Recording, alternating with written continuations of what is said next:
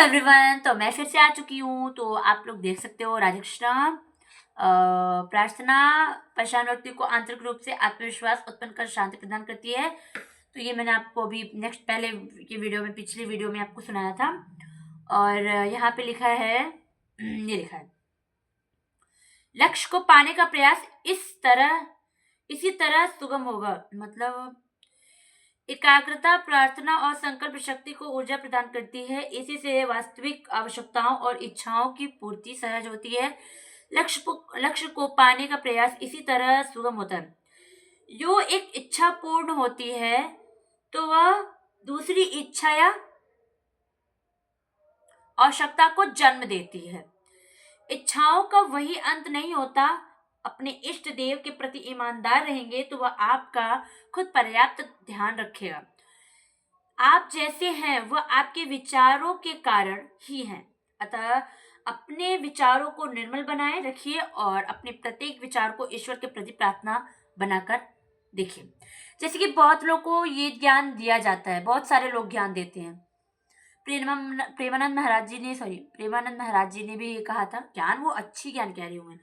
कहते हैं कि अच्छा सोचो, अच्छा करो, अच्छा बोलो, सब चीज अच्छा हो। तो बात तो सही है, एकदम करेक्ट बोला है उन्होंने कि अच्छा बोलो, अच्छा सुनो, अच्छा चीज दिखाओ। मतलब सब चीज दिमाग में भी एकदम पॉजिटिव रहो हमेशा। जैसे लोग कहते हैं ना, पॉजिटिव रहोगे तो पॉजिटिव चीजें होंगी, निगेटिव सोचोगे तो निगेटिव चीजें होंगी। तो एग्जाम्पल ये है कि आप अच्छा करो, अच्छा होगा। अच्छे लोग के साथ अच्छा होता है, बट कभी कभी अगर बाई चांस बुरा हो जाए तो निराश मत होना, क्योंकि अच्छे लोगों के साथ भी बुरा अच्छे के लिए ही होता है। ये लाइन तो सुनी होगी। अब ये मत कहना कि मैंने पेस्ट कर दी, सुनी है तो मैंने पेस्ट कर दी होगी शायद, पता नहीं।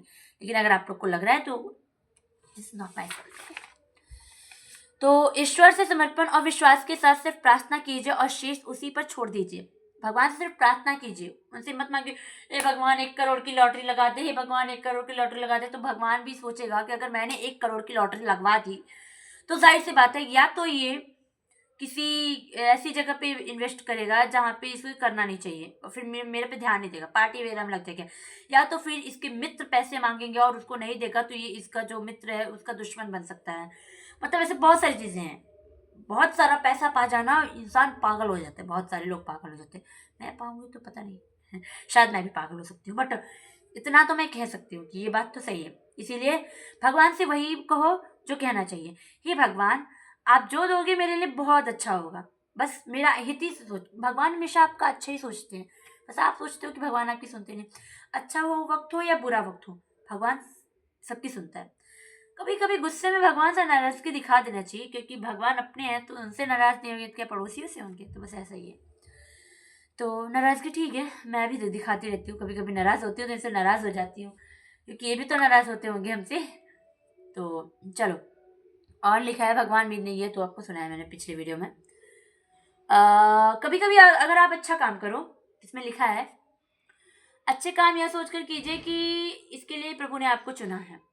कभी आप सोचते हो कि मैं अच्छा काम करूं लोग की नज़र में अच्छा लगने के लिए, क्योंकि लोग एक पल के लिए देखेंगे फिर सोचेंगे कैसा इंसान है, अच्छी वगैरह।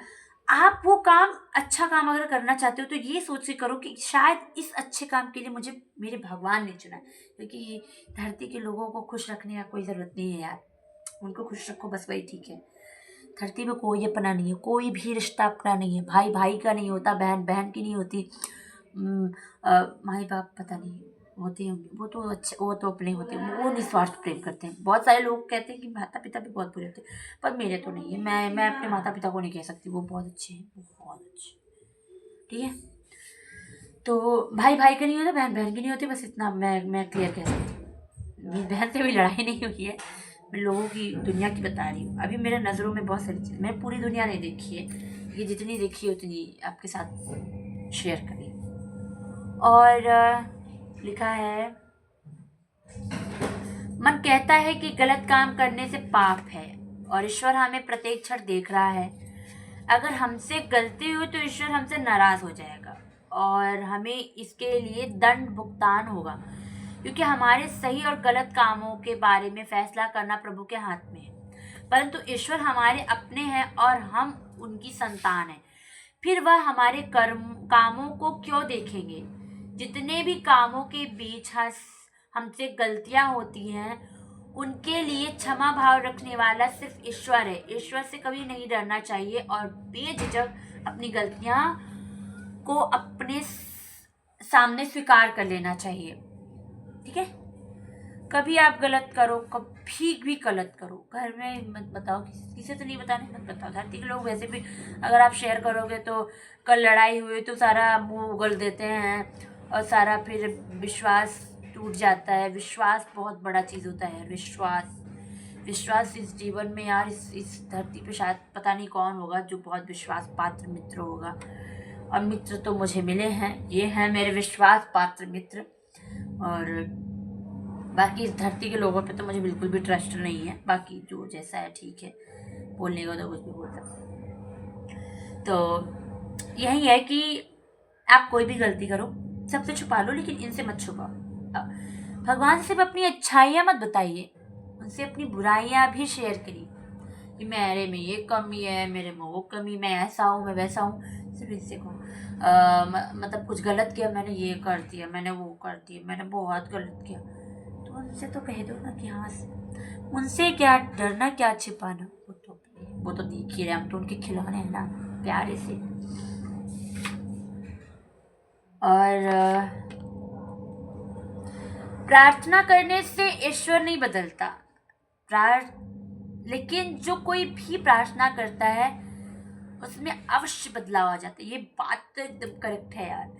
प्रार्थना करने से ईश्वर नहीं बदलता, ये तो सही है, क्योंकि मैं जानती हूँ, क्योंकि भगवान तो मेरे वही रहेंगे। लेकिन करने लगता है वो जरूर बदल जाता है। वो एक अलग वे में चला जाता है, पॉजिटिव वे में चला जाता है। तो ऐसा है।